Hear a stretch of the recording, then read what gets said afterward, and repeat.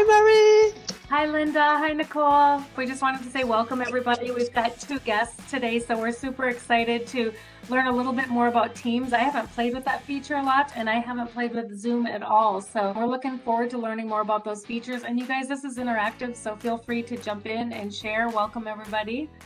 And then Fanny, she'll pass it over to you, and you can go ahead and get started. I will, and I know Fanny has to go at 3 o'clock, so we're having her do our first 30 minutes, and then Marie is going to do the second half today. So I'm going to stop sharing. Okay, so I will do the first part on Webex Teams, and that's a tool that I use in all my courses. A little comparison between Webex Meetings and Webex Teams. As you can see on the picture, there's just a few ads from Webex Meetings, and mostly chat features are more developed. And also in the chat, you can share documents and files and link, and everything is stored in a space. On a teacher perspective, after using Webex Teams since 2 months, the advantage that I see is the access to the chat after the meeting. So for the participation of students, when I put some question in the chat, I can grade the participation after the meeting when the class is over. So we use the chat a lot because everything is not recorded, but kept inside the messages space. I can access to the Teams spaces. So I have a general space for the class and also spaces for the teams. And those team space, it's like a chat feature and meeting, and I will show you this on the next slides. But I can access the team space at any time. Students can access their team space at any time. You don't need to launch the main meeting to access the breakout rooms. It's a space to meet and to chat by itself. You can share files in the chat, as I say, and I use that with screenshots. So let students work on an assignment during the class, and I add them at the end, share the screenshot of what you have done on your computer. Let's say they work on Excel, they can share the screenshot of the graph that they have done, and I can give them live feedback. Yes?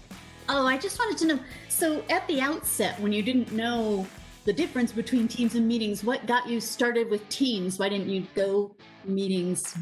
What was it not doing? I know you said Nicole sold you on this, but I wasn't sure why. It started by Nicole and I attending a conference with the district about Webex Teams, probably in May. And we say, let's try to work together. And Nicole said, let's try it for my summer classes. So Nicole did it for the summer classes, and she was so enthusiastic so that we try all the summer together. And so we encourage all our engineering faculty to use it. That's what happened. Okay. Disadvantage of Webex Teams, because there's a few. You can only see 9 students at the same time on the video. So that's, I don't use Webex Teams for exam because I cannot see all the students at the same time. So just for exam midterms, I send a Webex Meetings links. You can access the meeting with a link by clicking on the link, but if you do that, you will not see the chat. And sometimes the app crashed, and it's something that students reported too. And it's happened to me when you try to switch screens, share your screen, write on the whiteboard at the same time. Everything, it's too much for the app. But I didn't crash it since a long time, but it's happened. I asked my students a little bit what they like from Webex Teams compared to the other one, and I highlight a few of that. The chat definitely is one of the highlights of Webex Teams. The team spaces that they can access at any time. And also they tell me that it's a collaborative work with plenty of tools and sort of like a Discord. So I don't know if you heard about Discord, but clubs are using Discord a lot. So it's kind of a huge chat feature so they can all chat together at any time. Webex Teams can do that. How do we access Webex Teams? 3 options. The first one is on Canvas, and you need to activate the Webex Teams in Canvas at the beginning of your class. So you go on Cisco Webex tab, and after that you click on Classroom Collaboration. So Classroom Collaboration, it's equal to Webex Teams. Virtual Meetings, it's equal to Webex Meetings. Okay. That's the same name for that. And after you have click on Classroom Collaborations, you can see the space for the class, and you can add your team's spaces too. I do that at the beginning of the semester, and after that I don't use the tab inside Canvas. I find it more convenient with the app, but it's available for students to meet in Canvas on the Webex Teams. You can access your Webex Teams from a browser without the app at all. You just need to use your MEID at maricopa.edu, and it could be convenient if you are, on a computer that is not yours and you don't want to add the app. And what I use the most, and that all the students are using the app. So you can download the app on your computer. So it's kind of a separate software. When you click on download WebEx on the web, you have two different possibilities: WebEx Meetings on the left and WebEx Teams on the right. So you can try, you can have both on your computer. I have both on my computer, and you need to sign in with your MEID at maricopa.edu. So that's the three different ways to get the WebEx Teams. After that, the app is installed on your computer. So you have the WebEx Teams. You have clicked on Classroom Collaborations in Canvas in all the courses that you want to see in the WebEx Teams app. You will have a panel of teams. That's called Teams, okay? And as you can see on this one, I have teams for different reasons, okay? I have teams for divisions and department spaces when we can all work together and share materials. I have teams for my courses, so all the different courses, and I have teams for shell spaces. So on those shell that we share between faculty, and we have faculty for each courses on those shell. Those three different kind of spaces, they populate from Canvas. I don't have to do anything on my WebEx Teams app to see them and to have people in them. Okay, that's coming from Canvas. I just click on Classroom Collaboration and that's it. And the two other type of spaces that I have, we have club spaces. We use WebEx Teams for SWE and Engineering Club and other work groups. And this one has been created in WebEx Teams. So you can create your teams, you can add your people independently from Canvas. And now inside each of these teams, so let's say I take the team for my EC 102 class. Inside this team, I have a general space that is populated automatically with all my students in it, and I can create spaces for teams, okay, for teamwork. So all this one, so last week we worked on movies related to engineering. So I create spaces and students enroll in the different teams. Let's say they want to work on Dream Big, they enroll in the team Dream Big. And after that, so I have in this EC 102 teams, in fact, 1, 2, 3, 4, 5, 6, 7, 8 spaces, and they are all the same, but they don't have the same people. One is for all the class, and the other one are for each team. Now, inside each spaces, so let's say I am inside a general space. I do have 4 different components. I have a component that's called messages. So you see, I am in the general space, so the space for all the EC 212 students. I have a component that's called messages. That's the chat. So that's the chat during a meeting, but that's also chat space after a meeting at any time. So everything that we share during the meeting stay in this space. And as you can see, we can share pictures, we can share links, we can share more than just a little text. Just to speak about the how do we meet, there's a meet button on the top right. We click on Meet and it's launching the meeting. So the first component is messages. The second component is people. Okay, so all the people that are in your space. So this is the example for the EC 102 shell. So this is not student, this is teachers and fake students that we play with. All the students are automatically from Canvas, as I say. And if you click on one of the students or one of your colleagues, as Nicole, when you click on the person, you can see the email, but you can also click on the bubble to chat with this person only. You can call or you can meet this person only. So people are added from Canvas, or manually. You can add manually some people too if you want. And after that, you have the direct access to email and call and meeting.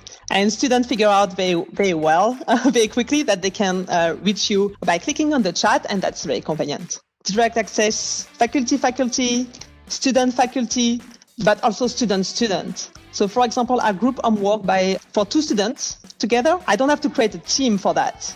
They know, they click on the people, they find their teammates and they click on the name and click on the bubble and begin a chat together. So students can connect with another student by just clicking on the bubble. The third component is content.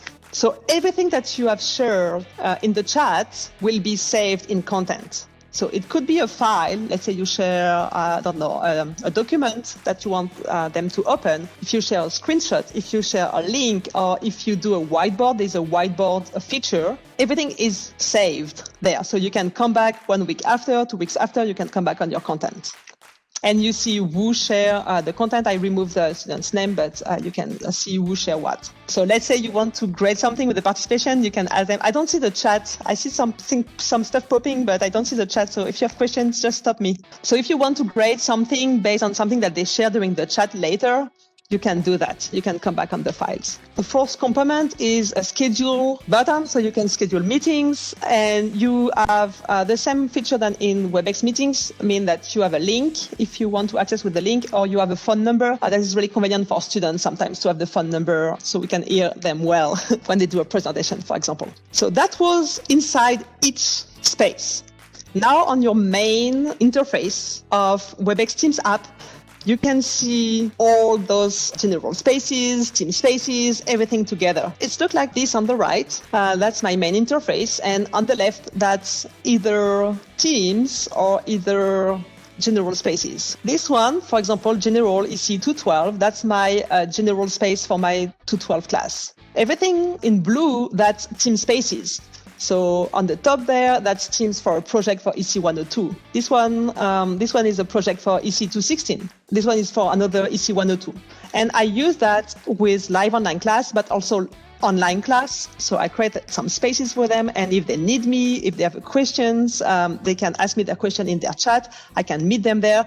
And that's what was really fun is that you can see when someone launches a meeting inside a team. So you can see when your students are meeting. You see a little camera and the time that they meet. This one is a shell space, so probably we share some information between EC 102 teachers there. There's some club spaces on the bottom, and you can also have some work groups there. Oh, and everything now, the last one, in green, you don't see because that's students. That student that reached me for a question, so they click on my little face and the little bubble and send a question to the teacher, and they chat with me asking a question. And you can see this is interaction with Nicole. So when we meet, we just click on the little chat button or we click on the meet button. If you don't want to see everything on the left, because it begins to have a lot of information on the left, you can just look at spaces by clicking there. So that was the main interface. Now, when you are inside the meeting, okay, so you click on the meet button and everyone is joining. And the meet button is not only for teachers. Students can launch a meeting by clicking the meet button in the general space of the class. If I'm just on time, for example, or in their own team space, they can click on meet at any time when they want. I don't have to be there. So that's a meeting interface. It's similar to Webex meetings, I assume. You have the mic and camera on, mute and unmute. You have the share button. You have the participant list. You have the chat on the right. You do have the same feature for recording in the cloud or in the computer.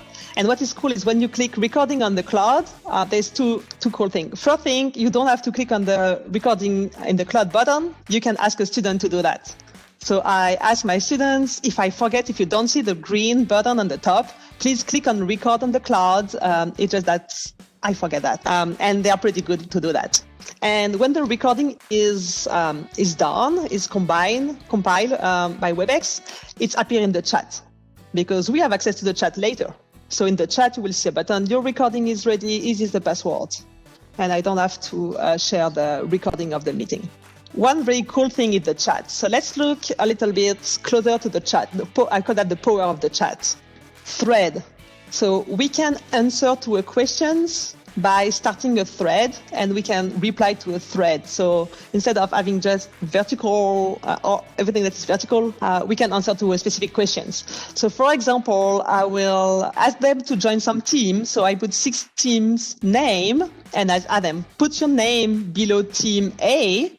And after 4 persons who have joined team A, you need to go to the next one.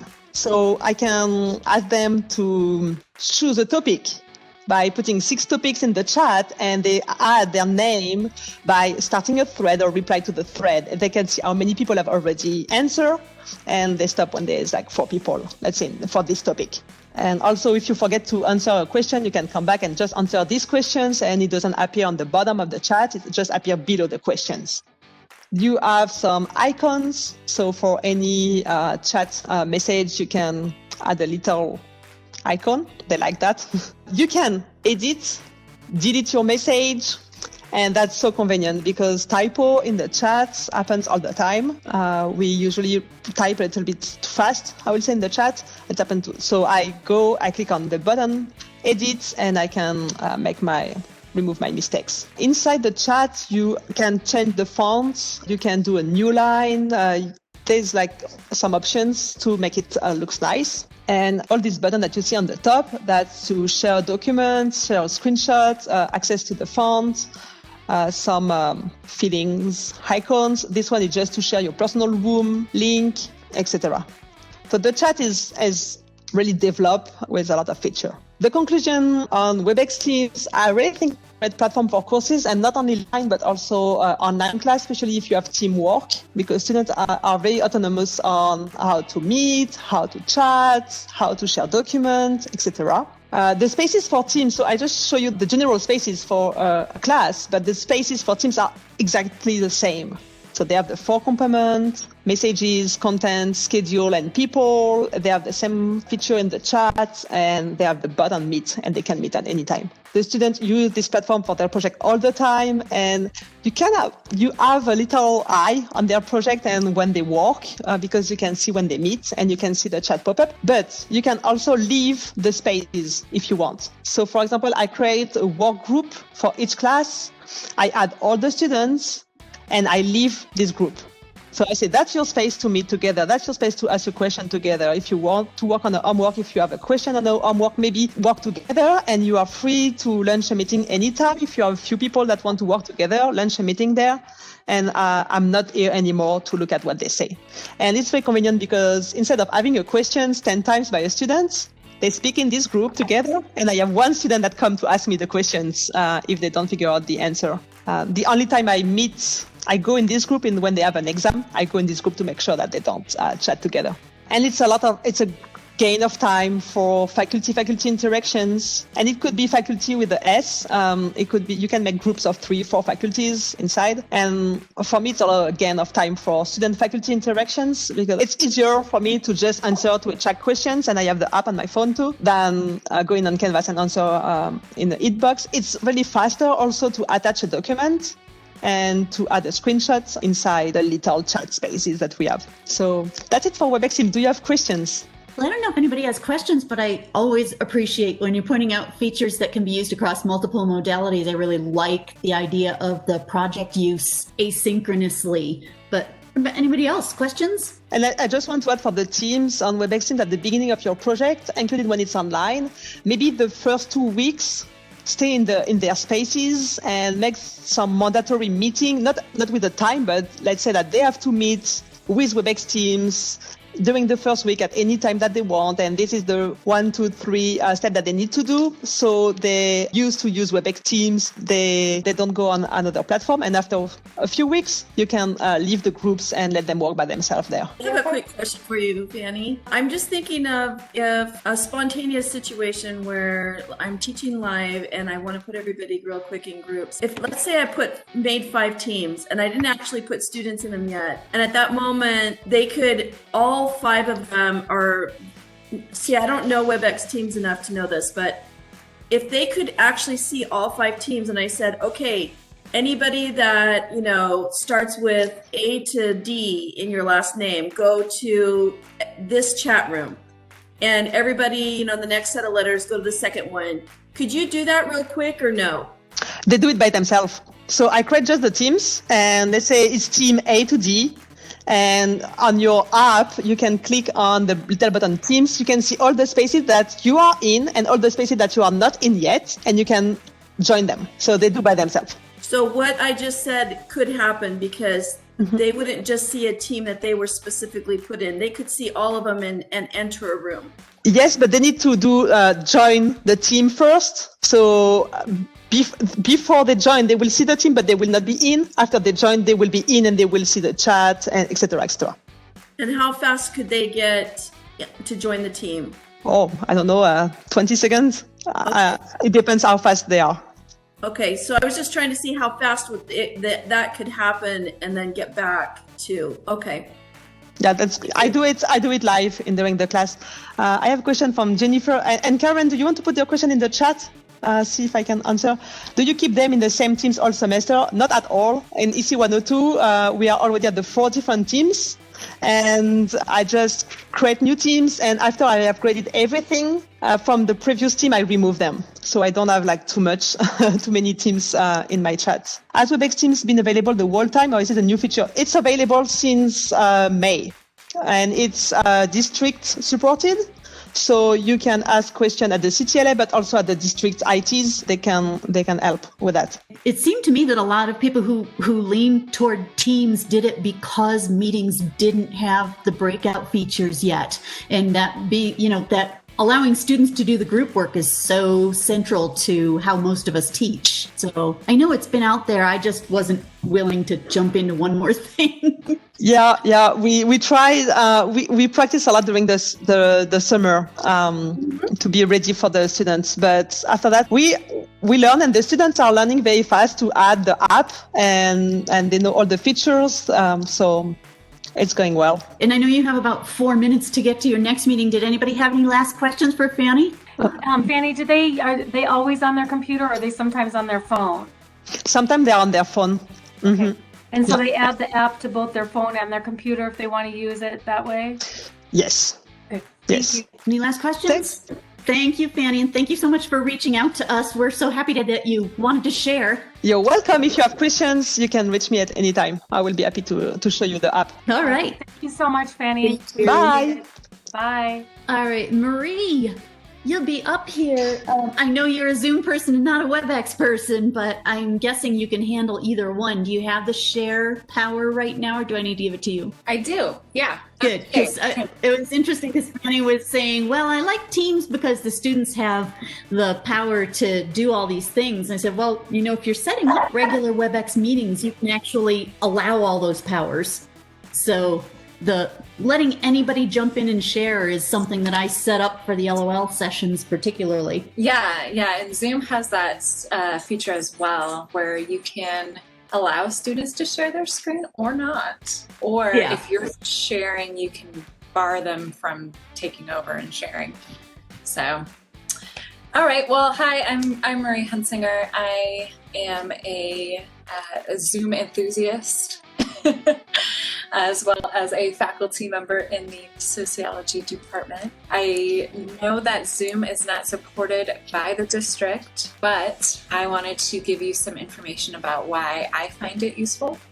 Well, and you did it so much, you said you actually paid for the subscription, right? I do, yeah. So the Zoom, creating a Zoom account is free, and you can host meetings up to 45 minutes. Now, since the average class is an hour and 15 minutes, I'm stuck paying $11 a month. but to me, it's worth it. To me, it's worth it because I really like the features and I find it really easy to use. So let's do it.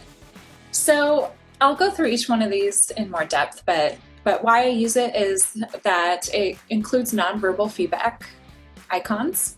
So students can respond to questions without having to chat or use their mic. They can just click on little icons, thumbs up, thumbs down, go faster, go slower, depending on my lecture speed. Luckily, they don't use that one too often because I might get offended. But they can also use a feature called Raise Your Hand if they want to go on mic, which is useful. It has integrated polling, so if you like to use polls like Poll Everywhere and stuff like that, that's built into the Zoom feature. It's really easy to do breakout room assignments, and you can either do them random or you can assign them ahead of time. Screen sharing, of course, recording, chat, waiting room feature. So if you're not in the Zoom meeting yet, students can have a wait in the waiting room. And I also choose to admit them, so I know who's coming into the Zoom meeting, unless there's some Zoom bombers that we were all concerned about last year. There's settings, so I can remove anyone who is being disrespectful or disruptive, like my dog is being right now. Hopefully you can't hear her. She is acting a fool. And then I also like that I can use the same link, recurring link for each meeting. What I would like to see is transcript services. So Google Meet has transcript services. It's not perfect, but for students who have a hard time hearing, or I have one student who's not able to visualize. And so she hates it when I assign podcasts because she likes to read the text on the screen. So I make sure I always have captions on. So that's a reason to use Google Meet.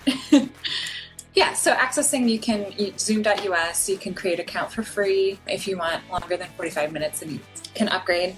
There's different views. This is the active speaker view, where it's just the main screen of the person speaking, and then you have little gallery thumbnails. This morning I had a class and I asked my students to fill out a survey.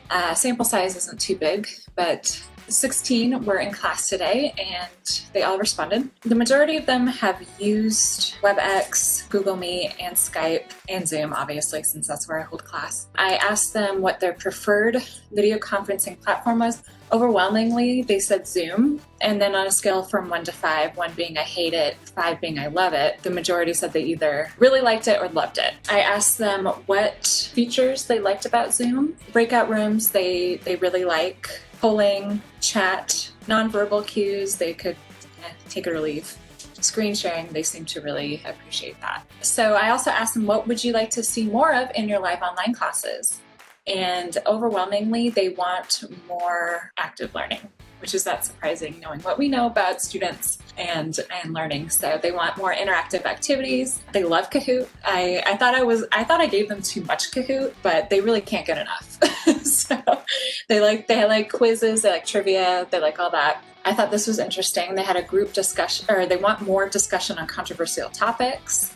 I teach sociology, so that's kind of our jam. In fact, we were covering sexuality today, and we had a discussion on whether the song WAP, if you don't know what that is, maybe Google it when you don't have kids around, on whether or not WAP was feminist or not. And it's a very sexually explicit song featuring 2 Black female rappers. So that was fun. They liked that. And then a lot of students said that they wished the other students would turn their cameras on. So not everyone, I don't require it for a variety of reasons, but I appreciate it when they do. And it looks like other students do as well. They want to see people's faces. So I thought that was good feedback. So you can also see everyone in the room using gallery view. And you can see here about less than half have their cameras on. Integrated polling is a really cool feature that I like. So you can just launch your poll. And this I just took from Google Images. These aren't actually my polls. And it's anonymous, and it gives you real-time feedback without having to use a third-party service, which is nifty. Of course, screen sharing, I use this to share PowerPoint slides, and we watch videos together. When students are in breakout rooms, they can also screen share if they all want to watch a video together as a breakout room, or if like the note taker wants to share their screen. Probably the reason why I started using Zoom originally was because of the ease of the breakout room feature. Breakout rooms, you can either assign them ahead of time, or you can assign them automatically. So if you have 20 participants, for example, you can choose how many rooms that you want, and it'll tell you how many participants would be in each room. I always do random, and what I really like about this is that students always get to talk to different peers. When you're face-to-face in the classroom, they tend to stick at their tables and not really move around and get different perspectives. So I really like this feature that they're never in the same group too many times, and they get tired of it. I actually asked them on my survey to include it in the results. Would you prefer having the same group every time? 15 out of 16 said absolutely not. You want to switch it up. And then manually, if you wanted to sign up manually, you could do that too. The nonverbal I kind of mentioned before, raise hand if they want to speak, yes, no, go slower, go faster, thumbs up, etc. So if I ask them like a yes or no question, they can just click yes instead of having to type it in the chat. I haven't used this much. I could see it being really useful for perhaps a math class, but there is a whiteboard feature where you can maybe upload a worksheet and then have students work it out. I think there's like a Paint feature, a pen feature. I haven't tried this myself, but I could see it being useful in math classes perhaps.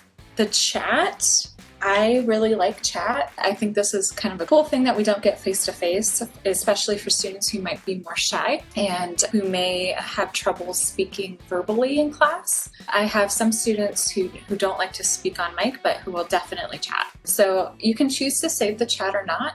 due to the controversial nature of my subject matter, I tend to not save it. And you can also restrict who the students can chat with. So they can chat with the host or with each other, or they can message each other privately depending on how you set it up. I just wanted to give you an example of some of the active learning that I do in my Zoom classes, and this could totally be applicable to WebEx or to any service, Google Meet, whatever. So I have just become such an evangelist for Google, Google everything. And I use Google Forms now to take attendance. So instead of spending 15 minutes saying, Abby, Ashley, I just have them input their names into the Google Forms when they do a class activity. And that way I can see who's there, give them points.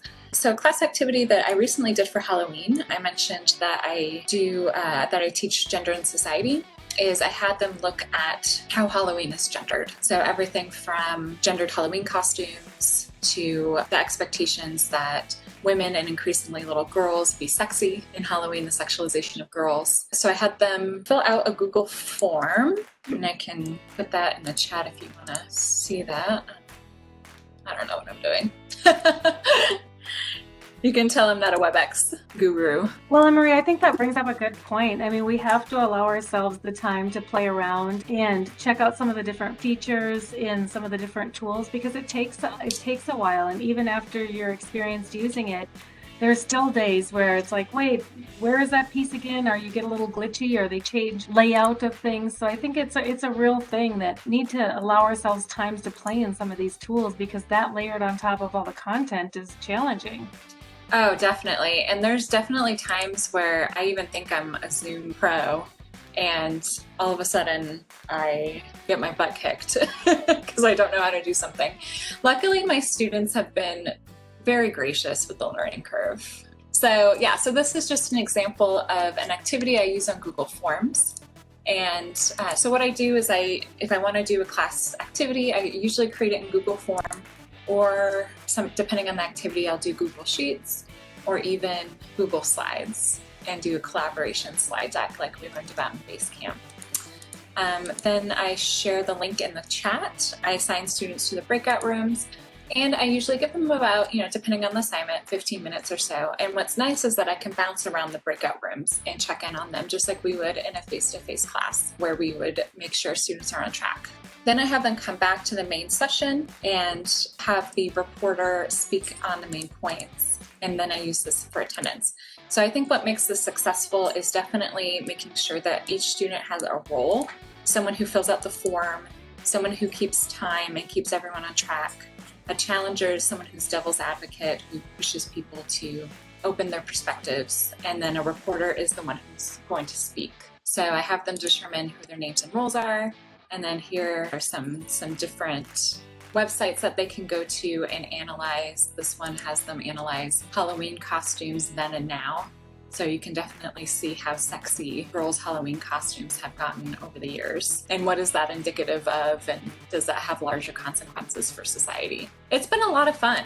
And I've really enjoyed my live online classes. As far as face-to-face goes, I would say that this is probably the closest thing we're going to get until it's safe for us to go back. Oh, so the roles, facilitator and timekeeper, this person keeps the group on track and makes sure that they don't get off task. And then note taker is someone who fills out the form. Challenger is kind of devil's advocate, pushes them to think about different perspectives. And the reporter is the one who reports back the main takeaways for the rest of the class. And then usually we'll return to the main session, and then each of the group will report out. I love that. I think giving them specific roles when they go into the group helps to make sure that everybody has to have an active role or a piece involved. Would you agree? What are your findings of giving them roles? Oh, absolutely. If I don't give them roles, then we spend 5 minutes in silence when I ask the groups to report out, because they didn't anticipate that one of them would have to talk. So assigning roles ahead of time definitely keeps them accountable and keeps things more organized. Again, I think that's one of those strategies that kind of universal across modalities, because you have to be concerned about that when we do face-to-face. And if you were doing group work in asynchronous online classes, I think it's going to be a good strategy as well. Absolutely. Sorry, go ahead. What about group size? Do you vary that? I love that you ask students the question too. Like, do you want to randomize the groups, or because I think that's one of the challenges when we're actually in the physical classroom is they sit their same tables, it's a lot to actually get them to physically get up and move every class session, but the fact that you can just randomly group them each day in different groups gives them a great opportunity to work with everyone. Absolutely. Yeah. I wasn't sure because I know some students, they like their little cliques that they form at the beginning of the semester and they get upset when you switch that up. But I found that students in this online environment really enjoy getting to know everyone in the class. I know I was actually kind of surprised that overwhelmingly they said they liked the randomized groups. And do you always keep them at groups of 4? Yeah. Groups, I would say anything larger than 4 typically gets a little overwhelming for the groups. And then you start to have people who aren't actively participating as much. Free riders, say the economists. I know Linda and I were actually in a virtual conference for economics teachers last Thursday and Friday, and one of the presenters was talking about active learning in large lecture hall university kinds of groups, but they did breakout sessions, and she was presenting from Zoom, and from the student perspective, it was very much the same experience as it is with Webex in terms of being randomly put into a room and the timer counting down and that kind of stuff. I did like that with Zoom, you could just click, I want to download the chat. It's not pretty when the file comes out, but it's marginally easier than it is with WebEx. I mean, you can certainly go into the chat and do a Control-A and copy everything and drop it into a Word document and get about the same result, but it's a couple of extra steps to do it in WebEx than with Zoom. Okay, so Karen has a question. Zoom does not have any recording feature even with the paid subscription. So actually you can, Karen, you can record with Zoom. And I actually had a student who got a job mid-semester who wouldn't be able to attend the class anymore. So I checked with everyone in the class to make sure they were okay with me recording, and they were. And so I record it for her and send it to her along with the Google form assignments, and that way she can get her participation points still without having to drop the class. Marie, in one of your earlier screenshots, I think it actually showed where the record button was. So everybody will have access to today's slides, so you'll be able to go back through and see that. I can't remember what slide it was. Oh yeah, so for this one, this isn't mine, I just took this off Google Images. This one, they're recording currently, and they can choose to pause or stop it. Is the video file very big? Yes.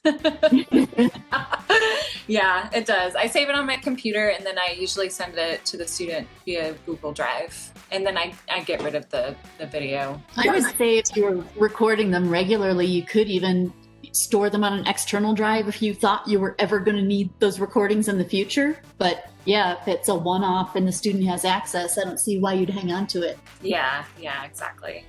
And I have to say that I kind of hate watching myself teaching on video. So I don't personally watch it myself, but it's useful. I mean, that's one thing that you don't really get with the face-to-face classes too, is the ability to record and refer back to it later. So there's definitely some pros to live online that I will miss once we go back to face-to-face. That's actually a question that I ask every so often when people are presenting for us, is the people who are, we're hearing good things from their students about their live online classes. Is, do you think you would want to keep doing this in the future? I think I asked Gloria Pearson that, and she said, oh, heck no. I want to be face-to-face. Yeah. But I start seeing where it could be advantageous to students to continue offering live online, students who never really thought that they would do well in an online environment, but this is, as you say, closer to what they're used to face-to-face. So I keep wondering, necessity was the mother of invention here. Are we going to see more of this in the future? Is there going to be more student demand for it? And is there going to be instructor willingness? I haven't met the instructor yet who says this is the best thing I've ever done and I love it. Certainly not people who've said I love it more than face-to-face, but they must be out there. I definitely see some pros, like the recording. Not everyone has access to a computer in face-to-face classrooms, so stuff that requires web research, and you cut down on the amount of paper when you use things like Google Forms. I mean, I would say it rivals face-to-face for me. Like I would continue teaching live online even when the pandemic's over. Yeah. Hi, this is Nicole. Can you hear me? Hi, Nicole. Hi. I would like to see even modalities open up even a bit more because I'm with Marie. I don't like fully online, but I really don't mind live online. And if we had our classroom equipped with cameras and microphones, then could there be a possibility for a hybrid in-person / live online format for students who don't have the ability to get to a campus, but they do want the engagement in a live environment? So I would like for us to open this up even broader. It's interesting that you say that, Nicole, because I have heard, I don't know, rumors. I don't know what we'll really be offering, but I've heard that suggested that we come back and allow students who want that face-to-face component to be able to have it, but allow students who want to be distanced to have that. You would have to be much better than I can imagine myself being, because I think I would need a second person in the room. You know, just personally, I don't think I could juggle the face-to-face interaction with the students. I think that would steal my attention from the students who are online. So I would want somebody monitoring the way that you see at conferences sometimes. I would want somebody monitoring the computer to call my attention to those students, which then becomes very labor intensive. So again, it might be something that works really well for some instructors and others just find it hard to manage, because I think it would be like juggling torches and chainsaws. That's funny. Yeah. No, I think you could set it up like even if you were to split the projector screen so that you will always have half of the screen, or some of the classrooms that have 2 projector screens in there, where one of those screens could be dedicated, or half the screen could be dedicated to your online participants, so that you will always have a view of them, whether they have their camera on or not. But you'll be cognizant that they're present. Yeah, I think it would be an interesting challenge, and I think it's one that we would have to, like, even for next fall, we'd have to start thinking now about how classrooms would need to be re-equipped, and then we have to start thinking about whether we have budget to re-equip the classrooms to optimize for that kind of a modality. But I think the discussions are going on. I'm just not sure where or who you talk to or how you insert yourself into those discussions to make sure that if we're moving forward, it moves forward, I don't know, appropriately. I don't want to say properly, because that sounds like it's subjective. What I think is moving forward properly might not be what somebody else thinks, but I agree. We're pregnant with opportunities. Only Maria's. Well, I'm going to share for just a moment, just to get through our typical ending slides here. As ever, if you have questions or suggestions, or you are willing, as Fanny and Marie were willing today, to present something, or you have something that you think would be valuable to share with other faculty, then you can use our suggestion box. You go to bit.ly/LOL suggestion box. So it's bit.ly/LOL. And then suggestion box is all in lowercase. It is case sensitive. If you want a copy of today's slides, that's also another bit.ly link, bit.ly/LOL sorry, Marie, Webex Teams. I didn't want to make it too long to say and Zoom. So it's bit.ly/LOL Webex Teams, and the W and the T on Webex Teams are capitalized. So they are case sensitive.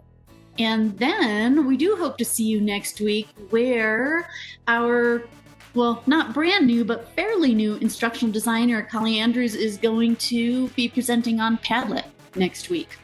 Those are the 3 that I wanted to share. If anybody had any last questions in our last 3 minutes or other comments, we are happy to take them. So whether that's in the chat or unmuting your microphone. We would even love to have just a discussion session where we just, brainstorm what are some of the best classroom rules or policy for live online. The debate of cameras on, cameras off, advantages, disadvantages, maybe structuring the classroom, if you've got Mondays and Wednesdays, how you maybe break up that time frame for how much is direct instruction, how much is group activity, and how do you do group projects. So just even some of those, I would love to host a LOL session on just some of the setup and organization and framework of LOL's best practices, and just have us, those who have taught in that format, kind of brainstorm some of those ideas or put out, here's some different ideas or options. And I don't know if anybody else would be interested in something like that, but I would just love to hear from those who've been doing it now for almost a semester, what, what's working, what's not, and depending on subject matter, different things work for different people too, but just to kind of pull together what we've learned doing it this first time. It might be nice to set something like that up during the week of accountability. I remember when we were first adopting Canvas, that the week of accountability, we had early adopters who were piloting it do a panel, and that's the most attended week of accountability session I remember ever having. We had 65 or 70 people in the lecture hall on campus. Now we could have as many as we wanted, right? Because we can do it virtually. Maybe we can get some people to do that, to serve as a panel, just in case other folks, as they're getting ready for their classes during accountability, have questions or want suggestions. I would love to see, this is Karen. Can you guys hear me okay? Yes. Yep. I would love to see some help on how to do the testing that people are doing prior to launching these new programs. I mean, I feel like as a, just a standalone adjunct, I never get a chance to really test out a lot of this stuff. I've been to a lot of classes, I've seen lots of instruction. I think I'm woefully under using these tools, and yet I don't know how to set up any sample classes or who else to. I mean, who can I test these kinds of things with? You want me to invite you, Mary, to a class and try and see if we can make it work? Because I literally was using annotation tools in Webex in the beginning, and now I click on that tool and go to grab it, and nothing comes over.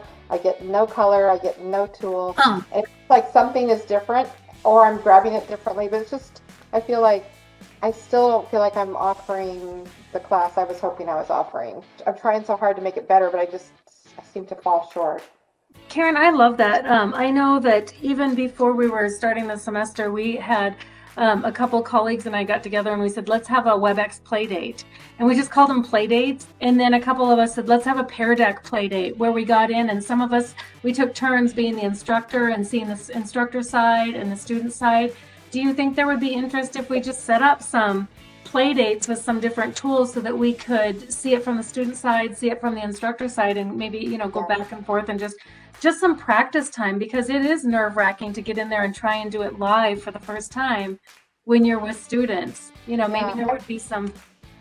I had my husband build me some tools for graphing.